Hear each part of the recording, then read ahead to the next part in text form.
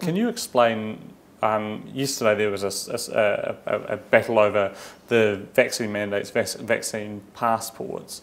Can you explain in absolute clarity what National's policy is on the compulsory use of vaccine passports? Well, compulsory use of vaccine passports, well, we're very clear that there needs to be a certification of vaccination. Why? Because if you're in a mandated industry, such as healthcare workers, teachers and others, then you need to be able to prove your vaccination status. Secondly, we know that if anyone's going to be travelling overseas, then other countries are going to require your proof of vaccination. So we've long asked for a vaccination certificate. Whatever you call it other than that is up to the government. But we've also said that once you get to 90% double vaccination around the country, is this necessary? Is it necessary to go to mandates on everything?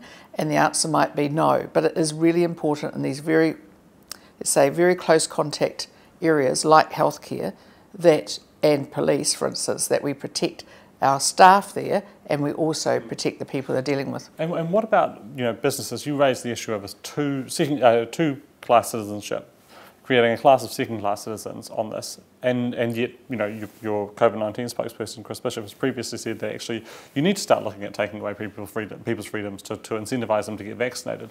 So give us some clarity on how you ration those two things. See, there's no difference there, because we don't want to see people being talked about as though they're not actually human, that they're not citizens of this country. We don't like that. It's not something we've said very clearly you're going to end up like that, because you're going to end up with people who aren't vaccinated not able to do some of the things that vaccinated people can.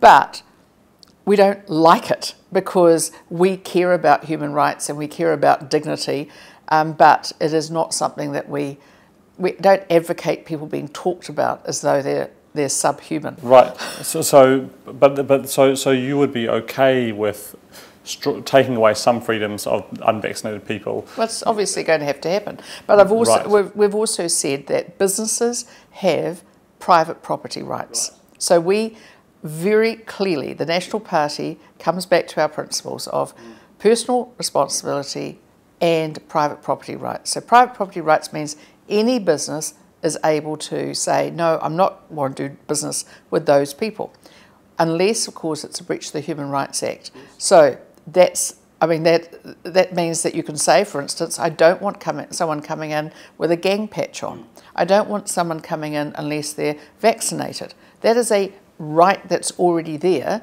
and whether or not someone's going to be mandated on it, it's already there. Right.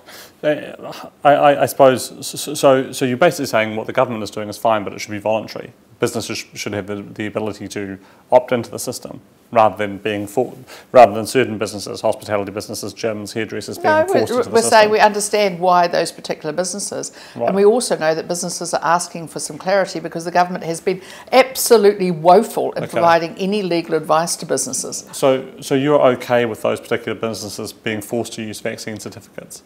Well, yes, but where are the vaccine certificates? Right. So we don't. I want to make this really clear. Yes. We're not against the fact that there will be a temporary use of certain mandated, certain mandates, but it needs to also have an end point. Is there a sunset clause? Is there an end to this? Is there going to be a time when we can say we don't need to do that now? Because no legislation has been put forward by the government, no detail. Even the traffic light scheme was an A3 piece of paper. That's it. Yes.